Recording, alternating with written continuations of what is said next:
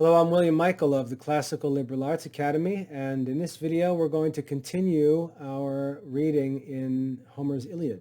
In the first video, we got started with the Iliad. I talked about the meter in which this English translation has been composed, that being iambic pentameter, and we practiced reading that a little bit. In this video, we'll continue reading through the text, but we'll focus on answering one of the comprehension questions, which is, what does this reading teach us about Greek religion? So as we go, I'll take some time and give some examples about what I'm looking for in that question about Greek religion. So we're going to pick up here where Achilles speaks after the Greek army has been destroyed by a plague that was sent from Apollo because of Agamemnon's disrespect towards his priest. Seeing these evil things break out and all of these Greeks dying, Achilles stands up and addresses the Greeks. He says, "Why leave we not this fatal Trojan shore, and measure back the seas we crossed before? The plague destroying whom the sword would spare, 'tis time to save the few remains of war. But let some prophet or some sacred sage explore the cause of great Apollo's rage, or learn the wasteful vengeance to remove by mystic dreams, for dreams descend from Jove. If broken vows this heavy curse have laid, let altars smoke and hecatombs be paid. So heaven, atoned, shall dying Greece restore, and Phoebus dart his burning shafts no more." This is Achilles' address of the Greeks. And notice we can learn here a good deal about Greek religion. He, speaking of the plague, says, let some prophet or sacred sage explore the cause of great Apollo's rage.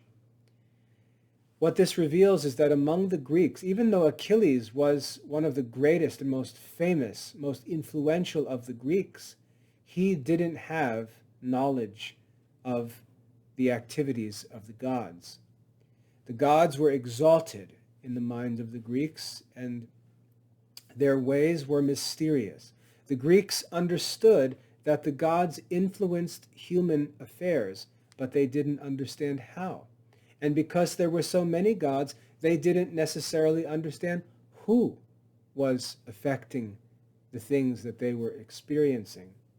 And what Achilles reveals to us here is that there were men who, it seems, were given secret knowledge of the gods, men that Achilles refers to as prophets or sacred sages, holy wise men, men who, as we see in the last line on this page, received dreams that revealed these mysteries to them, dreams that revealed the knowledge of the gods and their activities. So Achilles calls out to the Greek people and says, if there are any prophets or sages among us, let them seek to find out what's going on here.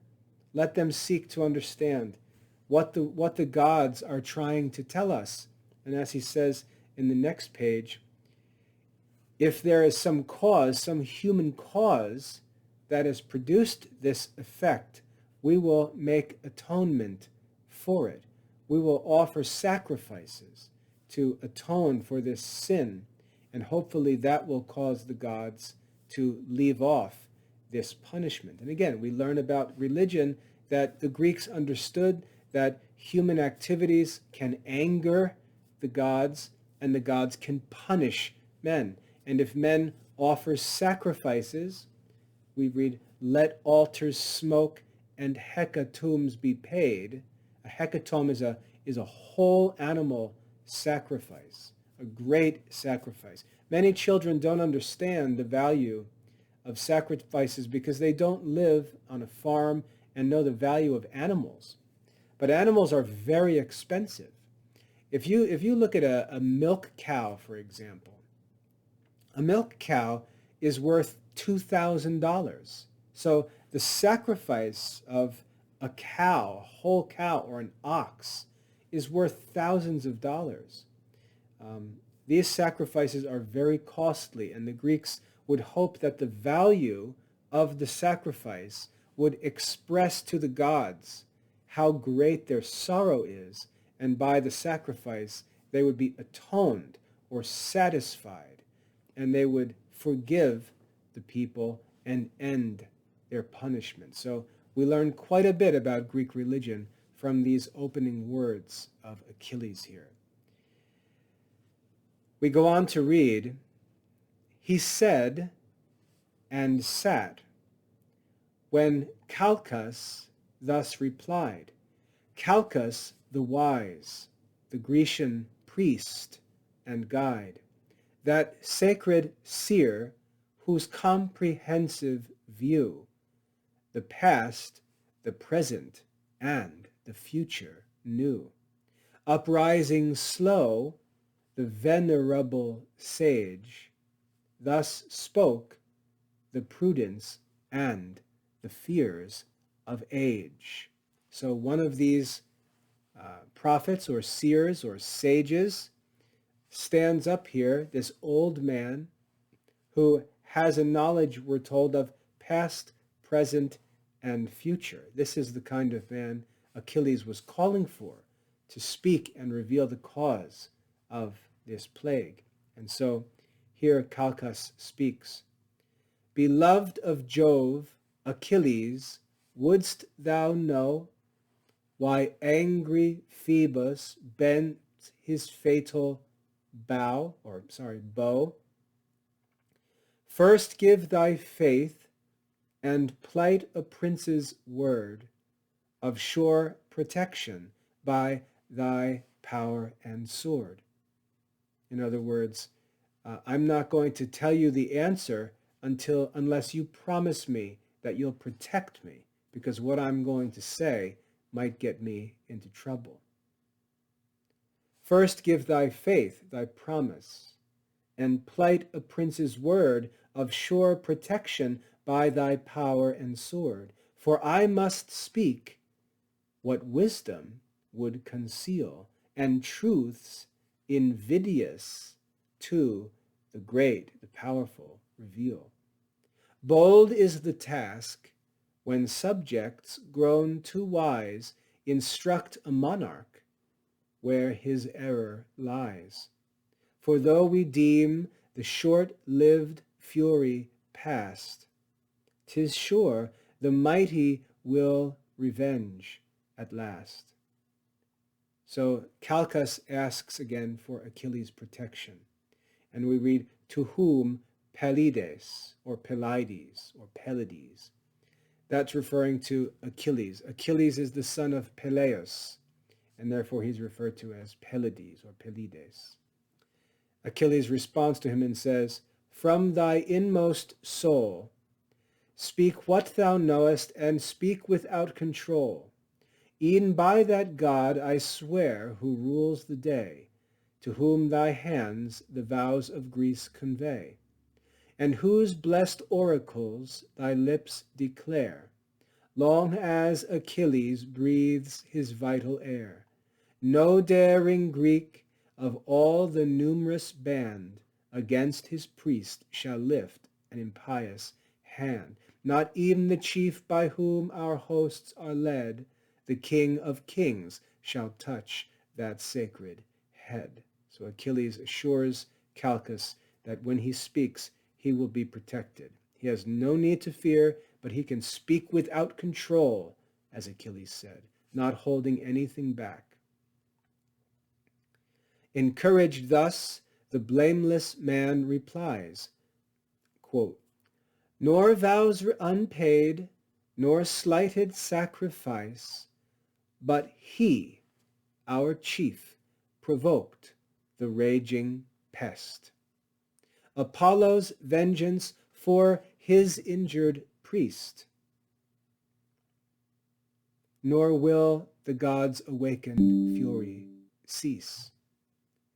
But plagues shall spread, and funeral fires increase, till thee, great king, without a ransom paid, to her own Chrysa send the black-eyed maid. Perhaps with added sacrifice and prayer the priest may pardon and the god may spare. So Calchas reveals the source of this plague, which shouldn't surprise us. It's Agamemnon. Our chief, he says, provoked the raging pest, that is the pestilence or plague. He says, nor will the gods' awakened fury cease until the great king, with no ransom, to her own Chrysa send the black-eyed maid. In other words, until Agamemnon gives up the girl, the plague will continue and Apollo will continue to destroy the Greek people. You can see why he asked for protection before he spoke, because he knew that this would anger Agamemnon. The prophet spoke when, with a gloomy frown, the monarch, Agamemnon, started from his shining throne. Black choler filled his breast that boiled with ire, and from his eyeballs flashed the living fire. And here's Agamemnon now speaking to Calchas. Augur accursed, denouncing mischief still, prophet of plagues, forever boding ill. Still must that tongue some wounding message bring, and still thy priestly pride provoke thy king? For this are Phoebus' oracles explored, to teach the Greeks to murmur at their lord? For this with falsehood is my honor stained, is heaven offended, and a priest profaned, because my prize, my beauteous maid I hold, and heavenly charms prefer to proffered gold. A maid unmatched, in manners as in face, skilled in each art and crowned with every grace, not half so dear were Clytemnestra's charms, when first her blooming beauties blessed my arms. Yet, if the gods demand her, let her sail. Our cares are only for the public weal. Let me be deemed the hateful cause of all, and suffer rather than my people fall. The prize, the beauteous prize, I will resign, so dearly valued and so justly mine. But since for common good I yield the fair, my private loss let grateful Greece repair. Nor unrewarded let your prince complain, that he alone has fought and bled in vain. So Agamemnon responds. The first thing he does is, he's filled with anger. He attacks Calchas and he says, you know what? All you ever do is say bad things about me. So I really don't care what you have to say. The only thing you ever say is negative. Nevertheless, he says, if this is true, that heaven is offended because I have taken this girl, fine. Let her go back home. That's no problem. The girl can leave, and I will forfeit my prize in order to satisfy this god and gain the forgiveness of Chryses the priest. However, Agamemnon says, he says, my private loss, I'm going to give up this girl who was my prize. My private loss, let grateful Greece repair.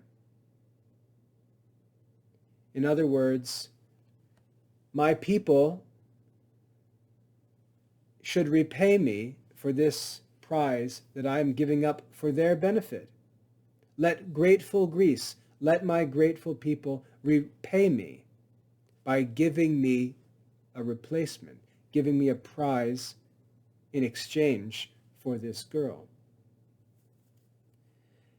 There's one other thing that he mentions here that I want to clarify. He says about this girl, he says, not half so dear were Clytemnestra's charms, when first her blooming beauties blessed my arms. That name Clytemnestra is Agamemnon's wife, Clytemnestra. So he says, this woman, this girl that I have received as a prize of war is more beautiful and graced or gifted than my own wife, and yet I'm willing to sacrifice her for the sake of the people. Now, if we consider that Agamemnon started out filled with anger, and it seems that as his speech continues, he calms down, we can see that he has self-control.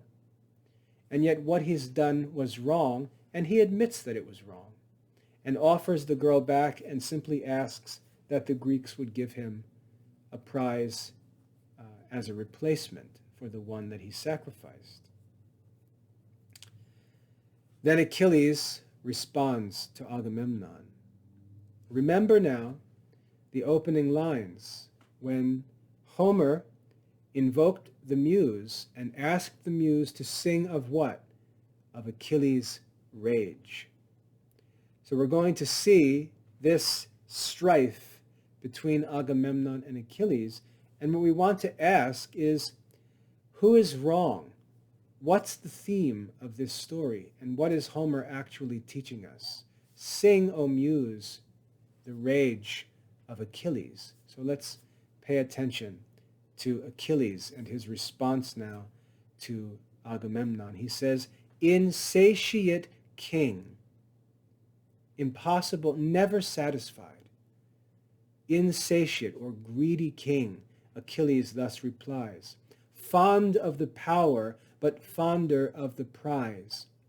Wouldst thou the Greeks their lawful prey should yield, the due reward of many a well-fought field? Remember, these prizes that the Greeks have, they have earned by fighting in war for Agamemnon. And Agamemnon, as Achilles makes clear, is not down in the field risking his life fighting. So taking a prize that belongs to one of his soldiers, Agamemnon says, is a sign of greed, that he has no concern for the just reward of those who risk their lives for his cause. He says,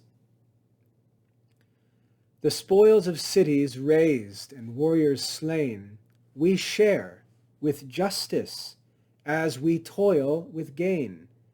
But to resume whate'er thy avarice craves, avarice meaning greed, that trick of tyrants may be borne by slaves. Yet if our chief for plunder only fight, the spoils of Ilion, that is Troy, shall thy loss requite. Whene'er by Jove's decree our conquering powers shall humble to the dust her lofty towers. In other words, look, Agamemnon, if you want a reward, why don't you wait until we finish and conquer Troy? But don't take it from these men, their just reward for risking their life and shedding their blood for your sake in battle. Then thus the king, Agamemnon, responds to Achilles, shall I my prize resign with tame content, and thou possessed of thine? Great as thou art, and like a god in fight, think not to rob me of a soldier's right. At thy demand shall I restore the maid? First, let the just equivalent be paid, such as a king might ask, and let it be a treasure worthy her and worthy me. Or grant me this, or with a monarch's claim, this hand shall seize some other captive dame. The mighty Ajax shall his prize resign, Ulysses' spoils, or even thy own be mine. The man who suffers loudly may complain, and rage he may, but he shall rage in vain. But this when time requires, it now remains. We launch a bark or ship to plough the watery mains, and waft the sacrifice to Chrysa's shores, with chosen pilots or sailors that drive the ship, and with laboring oars, the actual work of rowing the ship. Soon shall the fair, the sable ship ascend, and some deputed prince the charge attend. This Creta's king or Ajax shall fulfill, or wise Ulysses see performed our will. Or if our royal pleasure shall ordain, Achilles' self conduct her o'er the main. Let fierce Achilles, dreadful in his rage, the god propitiate, and pest assuage. So Agamemnon just brushes Achilles off and says, look, you'll do what I say. I'm going to return this girl, and one of you is going to do my will as I say, and that's that. So we can imagine how now Achilles is going to respond. At this, Pelides, frowning stern, replied, O tyrant, armed with insolence and pride, inglorious slave, to interest ever joined, with fraud unworthy of a royal mind. What generous Greek, obedient to thy word, shall form an ambush, or shall lift the sword? What cause have I to war at thy decree? The distant Trojans never injured me. To Phthyia's realms no hostile troops they led. Safe in her vales, my warlike coursers, my horses fed safe in the valleys of my homeland. Why am I here except to fight for your sake?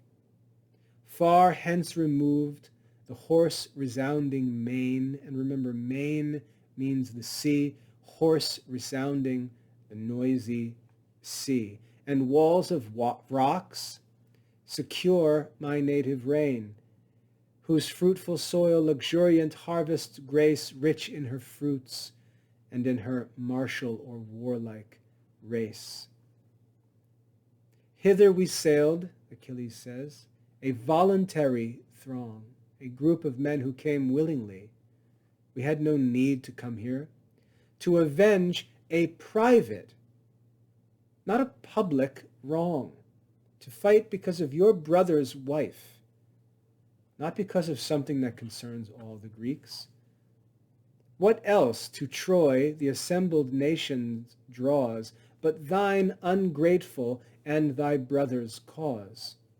Is this the pay our blood and toils deserve, disgraced and injured by the man we serve? And darest thou threat to snatch my prize away, due to the deeds of many a dreadful day? A prize as small, O tyrant, matched with thine, as thy own actions are small, if compared to mine. Thine in each conquest is the wealthy prey, though mine the sweat and danger of the day.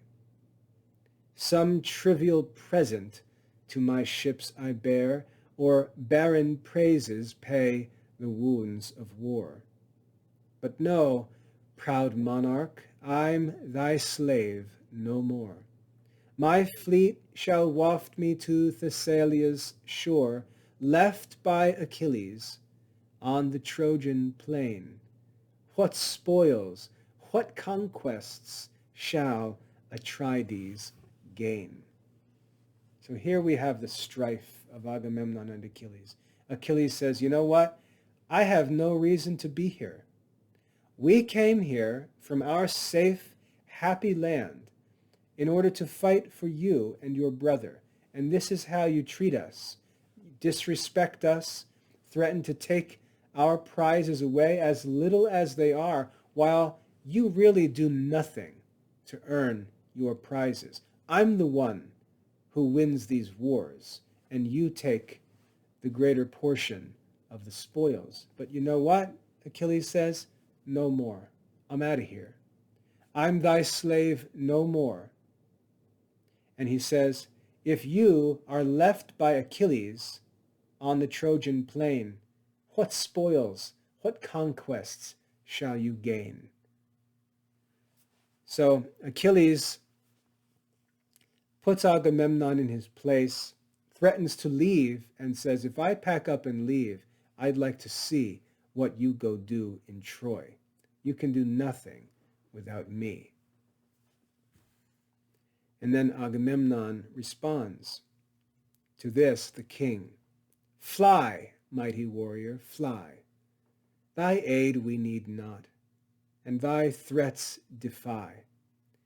There want not chiefs in such a cause to fight, and Jove himself shall guard the monarch's right. Of all the kings, the gods' distinguished care, to power superior none such hatred bear. Strife and debate thy restless soul employ, and wars and horrors are thy savage joy. If thou hast strength, 'twas heaven that strength bestowed, for no vain man that thy valor is from God. Haste, launch thy vessels, fly with speed away, rule thy own realms with arbitrary sway. I heed thee not, but prize at equal rate thy short-lived friendship and thy groundless hate.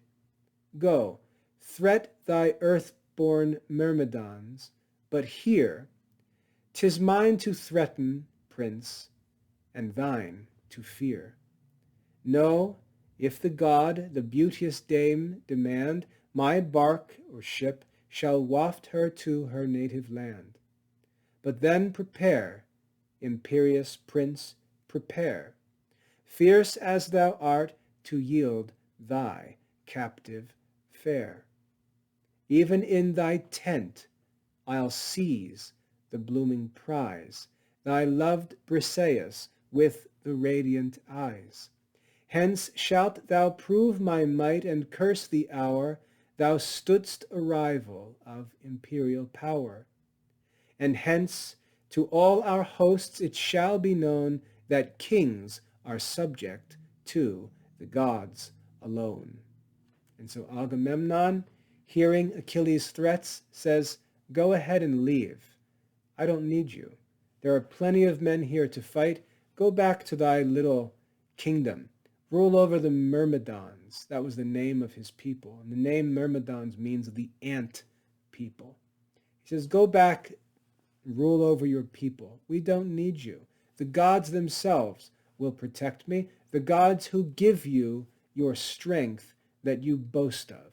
So if you'd like to take your strength and go away, go ahead. The gods won't leave me just because you leave me. And so he calls Achilles bluff and says, go ahead, pack up and leave. We don't need you here. How is Achilles going to respond? Achilles heard with grief and rage oppressed. He has grief because Agamemnon just told him that he is actually going to take his woman, the woman that he received as a prize for the war. Her name is Briseis, stated there at the top of the page. So Achilles, with grief, he's sorrowful because his prize is going to be taken, and with rage oppressed, his heart swelled high and labored in his breast, distracting thoughts by turns his bosom ruled, now fired by wrath, and now by reason cooled. Back and forth, his mind is racing. At one moment he's angry, the next moment he calms himself down, reasoning through the situation. Now fired by wrath, now by reason cooled, that prompts his hand to draw the deadly sword, force through the Greeks and pierce their haughty lord. This whispers soft his vengeance to control and calm the rising tempest of his soul. Just as in anguish of suspense he stayed, while half unsheathed appeared the glittering blade. In other words, Achilles, hearing Agamemnon speaking to him as he does and threatening to take his woman away, he grabs hold of his sword and is debating within himself whether he should draw that sword and run and kill Agamemnon. And it tells us that his sword was half unsheathed as he thinks about whether he should just run and kill Agamemnon. As he does this, we read Minerva, the goddess. Minerva, swift descended from above, sent by the sister and wife of Jove. For both the princes claimed her equal care. Behind she stood, and by the golden hair Achilles seized. To him alone confessed, a sable cloud concealed her from the rest. So Minerva appears, and she's hidden from all of the people except for Achilles. He sees, and sudden to the goddess cries, known by the flames that sparkle from her eyes. And again, we're learning more about religion. We see Minerva now coming. She's able to conceal herself so that only certain people see her. This is what we spoke of before. Minerva reveals herself to Achilles, and he sends. Descends Minerva in her guardian care, a heavenly witness of the wrongs I bear. From Atreus' son? Then let those eyes that view the daring crime behold the vengeance too. So Achilles says, you see the evil that I'm suffering here, then why can't I go and avenge myself and kill him for what he's done? And then Minerva speaks to Achilles and says, forbear, bear with this. The progeny of Jove replies, to calm thy fury, I forsake the skies. I've come here to calm you down. Let great Achilles to the gods resigned, to reason yield the empire o'er his mind. By awful Juno this command is given, the king and you are both the care of heaven. The force of keen reproaches let him feel, but sheathe, obedient, thy revenging steel. For I pronounce and trust a heavenly power, thy injured honor has its fated hour, when thee, proud monarch, shall thy arms implore, and bribe thy friendship with a boundless store. Then let revenge no longer bear the sway, command thy passions, and the gods obey. So she reveals to Achilles, and here we have more about Greek religion. She reveals the future to Achilles. She says, calm down your anger and bear with these temporary misfortunes, because it's going to happen that Agamemnon is going to go on without you, and he's going to end up in trouble and have to beg for your assistance. And your honor and your glory are going to be restored to you in due time. But obey the gods and put away that sword. Don't do this. To her, Pelides, or Pelides, he says, Achilles that is, the son of Peleus, with regardful ear, 'Tis just, O goddess, I thy dictates hear. Hard as it is, my vengeance I suppress. Those who revere the gods will bless. More religion. Those who revere the gods will bless. He said, observant of the blue-eyed maid, then in the sheath returned his shining blade. The goddess, swift, to high Olympus flies, and joins the sacred senate of the skies. More on religion. Nor yet the rage his boiling breast forsook, which thus redoubling on Atrides broke. O monster, he says, mixed of insolence and fear, thou dog in forehead, but in heart a deer. Achilles tells Agamemnon, you act tough, but in your heart you're a coward. You are a dog in forehead, but a deer in heart, because deer simply flee. When wert thou known in ambushed fights to dare, or nobly face the horrid front of war? 'Tis ours referring to the soldiers, 'tis ours, the chance of fighting fields to try, thine to look on and bid the valiant die. So much 'tis safer through the camp to go and rob a subject than despoil a foe. Scourge of thy people, violent and base, sent in Jove's anger on a slavish race, who, lost to sense of generous freedom past, are tamed to wrongs, or this had been thy last. Now by this sacred scepter hear me swear, which never more shall leaves or blossoms bear, which severed from the trunk as I from thee, on thee bare mountains left its parent tree. This scepter, formed by tempered steel to prove an ensign of the delegates of Jove, from whom the power of laws and justice springs, tremendous oath inviolate to kings. By this I swear, when bleeding Greece again shall call Achilles, she shall call in vain. When flushed with slaughter Hector, that is the champion of the Trojan army, when flushed with slaughter Hector comes to spread the purpled shore with mountains of the dead, then shalt thou mourn the affront thy madness gave, forced to deplore when impotent to save. Then rage in bitterness of soul to know this act has made the bravest Greek thy foe. And so here Achilles tells Agamemnon he's leaving and warns him that when he calls out, he shall call in vain. When Hector, the champion of the Trojans, is destroying his army, there will be no one to save the Greeks from him.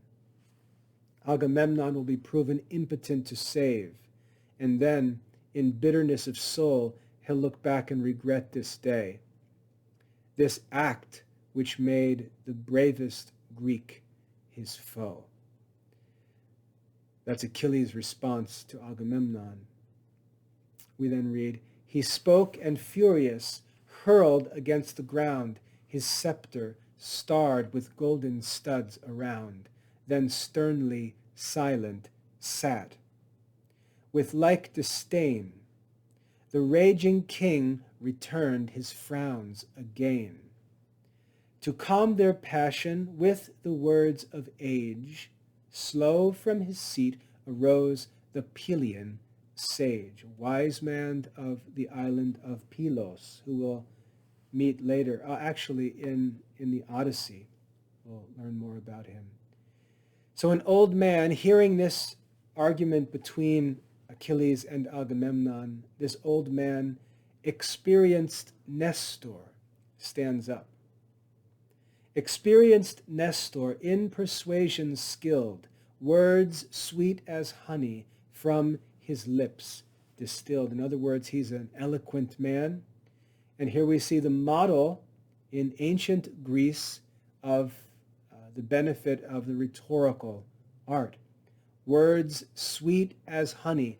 Notice what it says, in persuasion skilled. Words sweet as honey from his lips, distilled. We have in the ancient Greek world the awareness of the benefit of the skill of rhetorical art, the art of persuasion. 2 generations now had passed away, wise by his rules and happy by his sway. 2 ages o'er his native realm he reigned. He reigned for 2 whole generations. And now the example of the 3rd remained. All viewed with awe this venerable man, who thus with mild benevolence began. So this old, calm, good, eloquent man, hearing this strife between Achilles and Agamemnon, realizing that this is good for no one, stands up to speak, and with his rhetorical skill seeks to bring this under control, calm these men down, and persuade them to make peace. Nestor says, "What shame, what woe is this to Greece? What joy to Troy's proud monarch and the friends of Troy? Let adverse gods commit to stern debate the best, the bravest of the Grecian state. Young as ye are, this youthful heat restrain, nor think your Nestor's years and wisdom vain. A godlike race of heroes I once knew, such as no more these aged eyes shall view. Lives there a chief to match Pirithous' fame, Dryas the bold, Ceneus' deathless name. Theseus endued with more than mortal might, or Polyphemus, like the gods in fight.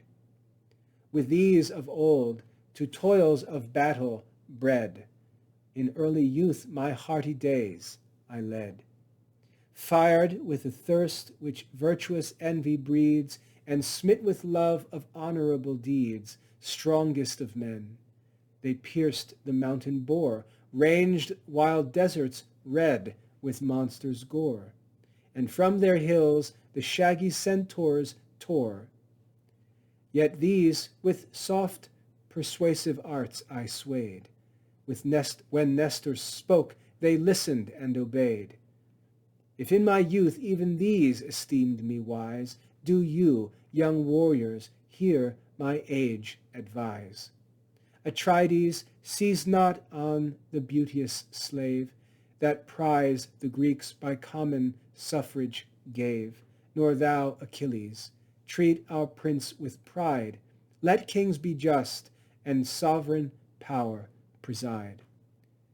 Thee the first honors of the war adorn, like gods in strength and of a goddess born. Him awful majesty exalts above the powers of earth and sceptered sons of Jove.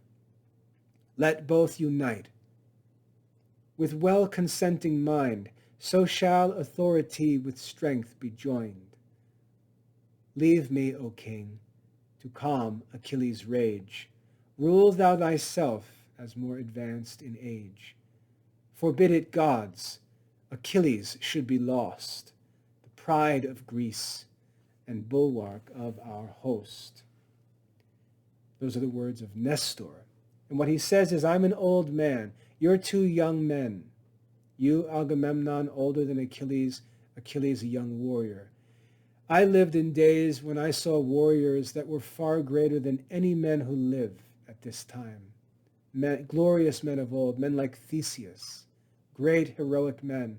And those men listened to my advice. You are not as great as they. Therefore, Nestor says, I ask you to listen to my advice. He tells Agamemnon, since he's older, to control his anger and think rather than be spiteful and drive Achilles away. And he tells Achilles to submit himself to Agamemnon and respect his authority.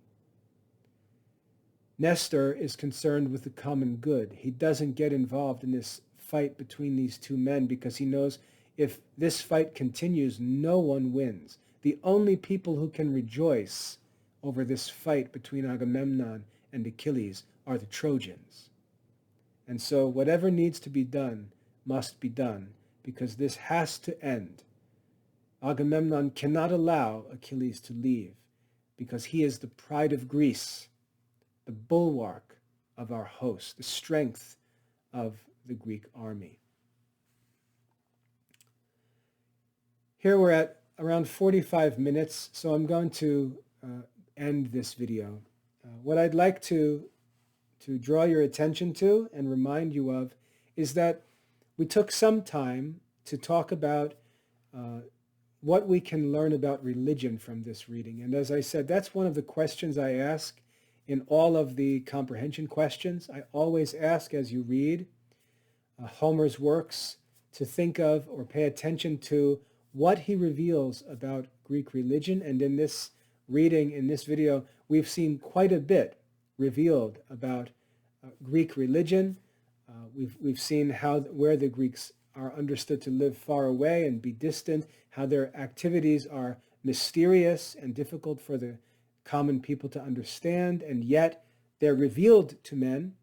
They're revealed to prophets or sages, and we even see an example where the knowledge of the gods is revealed to Achilles to help him to calm down.